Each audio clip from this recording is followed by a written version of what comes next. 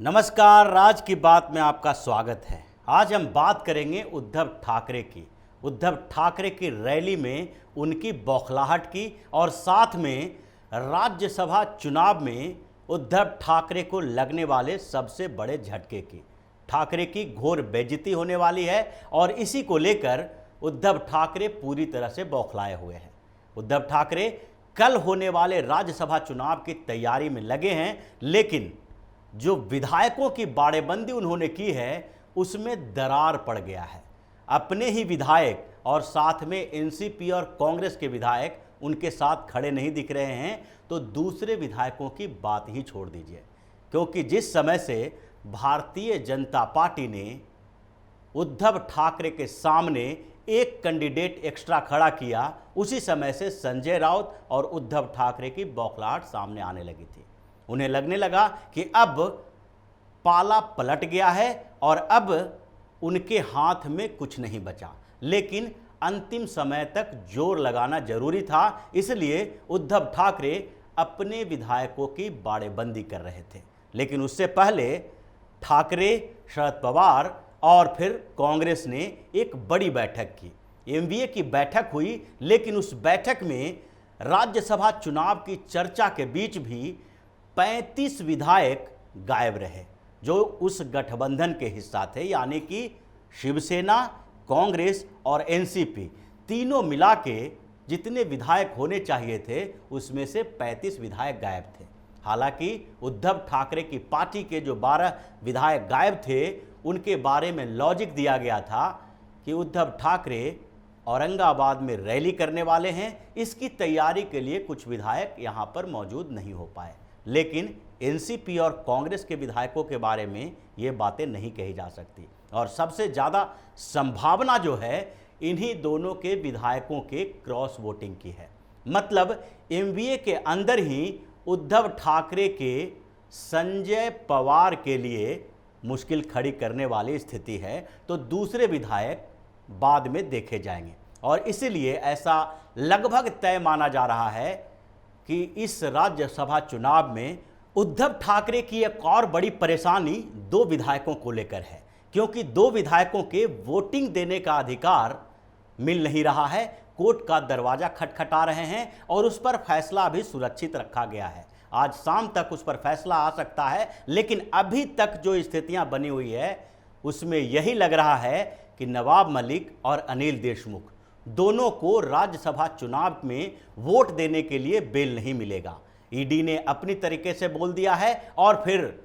जो वकील ने बोला है ईडी का, उसमें साफ साफ तौर पर कहा गया है कि पीपुल रिप्रेजेंटेशन एक्ट में साफ लिखा हुआ है कि जो विधायक या सांसद जेल में हैं उन्हें वोट देने का राइट नहीं दिया जाएगा किसी भी मसले पर, चाहे संसद में कोई कार्रवाई हो रही हो, किसी पर वोटिंग करना हो या फिर किसी तरह का कोई चुनाव हो रहा हो, यानी कि राज्यसभा का चुनाव हो या फिर दूसरे स्तर पर राष्ट्रपति के चुनाव में जो सांसदों को, विधायकों को वोट देने का अधिकार मिलता है उसके लिए हो। जो डिटेन है, जो जेल में है, उस पर अगर फैसला आया हो या ना हो, दोषी साबित हुआ हो या ना हो, अगर वो जेल के अंदर है तो उसे अधिकार नहीं मिलना चाहिए। इसके बाद उद्धव ठाकरे के 2 वोट पहले से ही खत्म हो चुके हैं। अब पूरे इक्वेशन को देखेंगे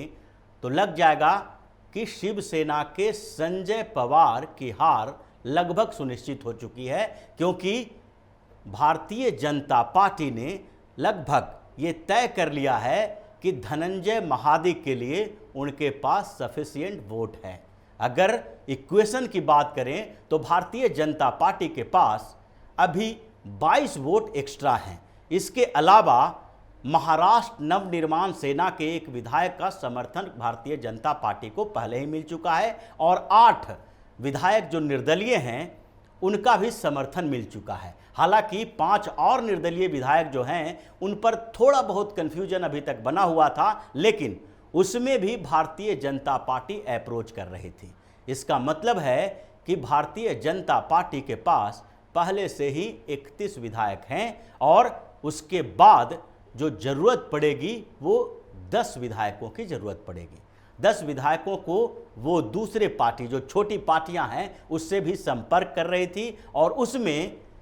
कई छोटी पार्टियों ने भारतीय जनता पार्टी के साथ देने की बात कह भी दी थी, जिसमें प्रहार जनशक्ति पार्टी के 2 विधायकों का समर्थन मिलने की पूरी संभावना है। यहां तक कि समाजवादी पार्टी के विधायक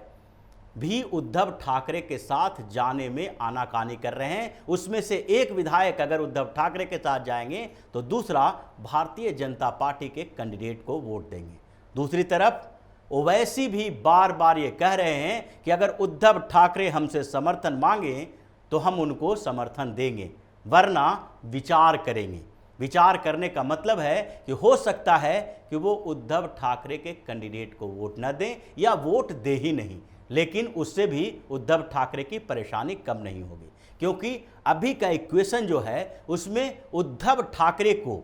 अगर पूरे एमवीए का गठबंधन एक साथ रहेगा तब भी 17 वोटों की जरूरत पड़ेगी अगर अनिल देशमुख और नवाब मलिक को वोट देने का अधिकार नहीं दिया गया तो, क्योंकि उद्धव ठाकरे का एक विधायक पिछले मई महीने में उनकी मौत हो चुकी थी और रमेश लटके की मौत के कारण एक सीट खाली है, जिसके कारण उद्धव ठाकरे के विधायकों की संख्या 56 से घटकर 55 हो गई है। यानी कांग्रेस, एनसीपी और शिवसेना तीनों के विधायक अगर इकट्ठा भी रहे तभी भी उद्धव ठाकरे को 17 वोटों की जरूरत पड़ेगी अतिरिक्त। अभी तक जो 13 पार्टियों के 16 विधायक हैं उस पर उद्धव ठाकरे की नज़र है, लेकिन उसमें इतना ज़्यादा बिखराव है कि छोटी छोटी पार्टियां वहां की उद्धव ठाकरे के साथ जाने के लिए तैयार नहीं है। कई पार्टियों का तो उद्धव ठाकरे की शिवसेना के साथ आमने सामने का रहा है चुनावी मैदानों में, इसलिए उन पार्टियों में भी भारतीय जनता पार्टी की पैठ है और देवेंद्र फडणवीस ने इस बीच 5 पार्टियों के नेताओं के साथ मुलाकात की थी, जिसमें उन्हें समर्थन देने का आश्वासन भी दिया गया था। तो अगर पूरे इक्वेशन को देखा जाए तो ये पूरा इक्वेशन भारतीय जनता पार्टी के धनंजय महादिक की तरफ दिखाई पड़ रहा है और उसमें इस स्तर पर, जबकि इन दोनों के बीच गठबंधन जो होगा वो एक तरह से राज्यसभा में चुनाव के समय इकट्ठा हो, जबकि दूसरे तरफ एनसीपी प्रमुख शरद पवार बैठकों में तो भाग ले रहे हैं, उद्धव ठाकरे के साथ दिखाई भी पड़ रहे हैं, लेकिन उन्हें अपने विधायकों के ऊपर भरोसा नहीं है। जो 12 वोट उनके पास हैं अतिरिक्त, वो वोट भी उद्धव ठाकरे के प्रत्याशी को नहीं पड़ने वाला है, क्योंकि भारतीय जनता पार्टी का जो कैंडिडेट हैं धनंजय महादिक, वो भी कभी एनसीपी के रहे थे और एनसीपी के सांसद रहे थे। एनसीपी के विधायकों में उनकी पैठ है और अतिरिक्त वोट शिवसेना को देने के बदले उस कैंडिडेट को देने में वो ज़्यादा इंटरेस्टेड दिख रहे हैं। इसलिए उद्धव ठाकरे पूरी तरह से बौखलाए हुए हैं और यही कारण है कि अगर रैली की बात करें जो उन्होंने औरंगाबाद में रैली की, उसमें भी हिंदुत्व के मुद्दे पर भारतीय जनता पार्टी का विरोध करते करते खुद को एंटी हिंदू घोषित कर ही दिया। भले ही ऊपरी तौर पर वो बाला साहब ठाकरे का उदाहरण दे देकर ये साबित करने की कोशिश करते रहे कि शिवसेना हर स्तर पर हिंदुत्व के एजेंडे पर ही चलती रही है और शिवाजी की बात करके, बाला साहब की बात करके उन्होंने कहा कि ये लोग कभी भी दूसरे धर्म के खिलाफ कुछ बोलने या उनका अनादर करने की बात नहीं करते थे। इसलिए नुपुर शर्मा विवाद पर भी उन्होंने भारतीय जनता पार्टी के खिलाफ बातें की, लेकिन जो स्थितियां सामने में दिखी उसमें उद्धव ठाकरे लड़खड़ाते दिखे। उन्हें लग रहा था कि एक दिन बाद उन्हें राज्यसभा का चुनाव देखना है और उस समय भी कई पार्टियां और नेता इस मामले में इस रैली के ऊपर ध्यान दिए हुए हैं कि उद्धव ठाकरे अपना हिंदुत्व का एजेंडा कैसे सामने रखते हैं और इसलिए उद्धव ठाकरे कहीं न कहीं लड़खड़ाते हुए दिखे, अपने मकसद से भटकते हुए दिखे, एक चीज़ को छोड़कर। वो ये थी कि वो पूरे रैली के दौरान भारतीय जनता पार्टी का विरोध करते रहे, उनके खिलाफ बोलते रहे, लेकिन वो अपने आप को कट्टर हिंदू साबित करने में विफल रहे हैं और अब राज्यसभा चुनाव में जो उनकी हार होगी, ये अगले बीएमसी चुनाव और उसके बाद अगर सरकार 5 साल तक चल गई तो जो विधानसभा का चुनाव होगा उसमें उद्धव ठाकरे के लिए बड़ी परेशानी खड़ा कर सकता है। क्योंकि उद्धव ठाकरे जब अपने विधायकों से नाराजगी दिखाएंगे, उद्धव ठाकरे के गठबंधन के विधायक दूसरे को वोट देंगे, तो जो मैसेज जाएगा वो उनकी छवि के अगेंस्ट जाएगा और उद्धव ठाकरे इस मामले में भी परेशान रहेंगे कि बीएमसी के चुनाव में वो किस एजेंडे, किस मुद्दे को लेकर सामने जाएं। इसलिए बार बार राज्यसभा चुनाव में बिना चुनाव हुए यानी कि अनअपोज्ड कैंडिडेट को देने की बात बार बार उठा रहे हैं। ये परंपराओं के खिलाफ है, लेकिन परंपराएं तो उन्होंने तभी तोड़ दी थी जब गठबंधन करके चुनाव लड़ने के बाद गठबंधन तोड़ दी। और जबकि उनके ऊपर बार बार ये आरोप लग रहा था कि जब गठबंधन को सीटें मिली है तो आपको दूसरे के साथ जाकर गठबंधन करके